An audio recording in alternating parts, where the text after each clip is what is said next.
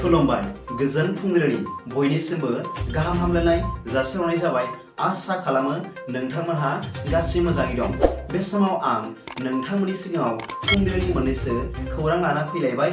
अन्नानै भिडिअखौ स्किप खालामाजासे जोबजासिम नायलांदो। दिनैनि फुंबिलिनि मोननैसो खौरांफोरा जाबाय।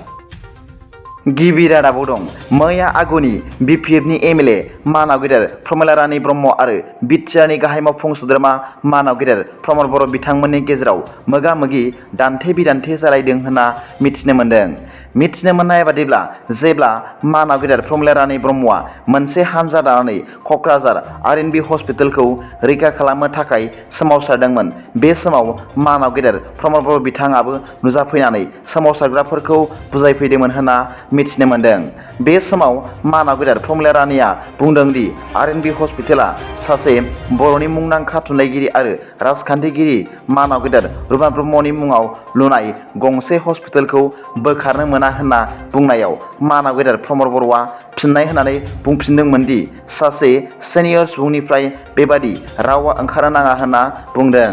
लोगोसे मैया मानाव गेदेर प्रमिला रानी ब्रह्मआ खौरांगिरिफोरनि सिगाङाव फोरमायबावदों दि प्रमद बर'आ मेडिकेल कलेजनि मुङाव RNB हस्पिटालनि डक्टरफोरखौ लांनानै सालायहैनोसो बावथिना खालामदों होनना फोरमायदों।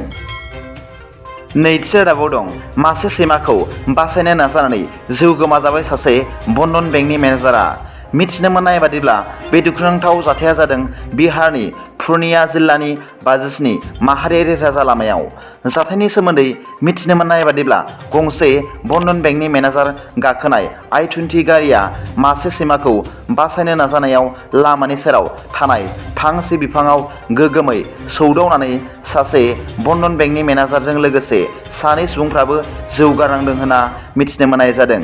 लोगोसे बन्धन बेंकनि मेनेजारनि बिसि आरो फिसाज्लाया गोब्राब जखम जादों होनना मिथिनो मोननाय जादों। बे जाथायनि उनाव पुलिस हानजाया नुजाफैनानै गोब्राब जखम जानाय सुबुंफोरखौ हस्पिटालाव दैथायहरदों होनना मिथिनो मोननाय जादों। थामथि रादाबाव दं। UPSCआव उथ्रिसारनो थाखाय इन्टारनेटनि गोनांथि गैया। बे बाथ्राखौ फोरमान खालामदों जम्मु काश्मीरनि गंसे नखरनि साथाम बिब'-फंबायफोरा। मिथिनो मोननाय बादिब्ला बे साथाम बिब'-फंबायफोरनि गामिया जम्मुनि द'दा जिल्लानि हिलियावमोन होनना मिथिनो मोननाय जादों। बे साथाम बिब'-फंबायफोरनि मुङा फारि हुमा बानि बिब' देरसिन, अनजुम बानि बिनानाव आरो स'हेइल आहमेद बानि फंबाय दुइसिन। मख'नो गोनांदि बिथांमोनहा मोनसे खथायावनो लोगोसेयै JKPSC एबा Jammu Kashmir public service commission आनजादनि थाखाय थियारि खालामदोंमोन होनना मिथिनो मोननाय जादों आरो बिसोरनि गामियाव इन्टारनेटनि जेबो सुबिदा गैयामोन होनना मिथिनो मोननाय जादों। अब्लाबो बिसोर बोसोरावनो साथामबो JKPSC आनजादखौ उथ्रिसारनो हादों होनना मिथिनो मोननाय जादों। ब्रैथि रादाबाव दं। गोजोनथाव खौरां। गोदानै आसाम सरकारनि हाग्रा बिफाननि फरेस्ट डिपार्टमेन्टआव लांदां जानानै थानाय साख्रिनि थाखाय मासि ओंखारदों आरो थाबैनो गोसो गुदुं बिजाथिफोरा अनलाइन एप्लाइ खालामनो हागोन। अनलाइन एप्लाइ खालामनाया दिनै एबा 23 जानुवारि 2023 निफ्राय 6 फेब्रुवारि 2023 सिम एप्लाइ खालामनो हागोन।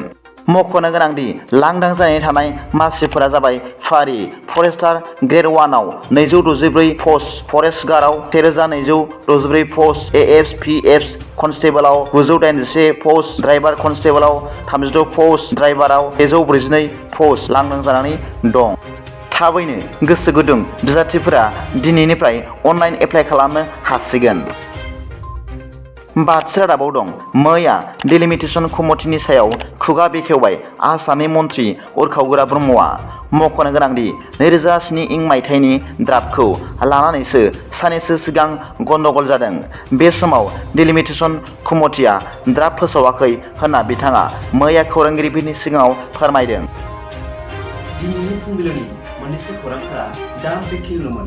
भिडिअखौ मोजां मोनदोंब्ला अन्नानै लाइक आरो साबस्क्राइब खालामनो दाबाव आरो बेल आइकनआबो थुनानै ला, जाहाथे आं गोदान निउज आपडेट लानानै फैब्ला नोंथांनियाव सिगांग्रो नटिफिकेसन सौहैयो।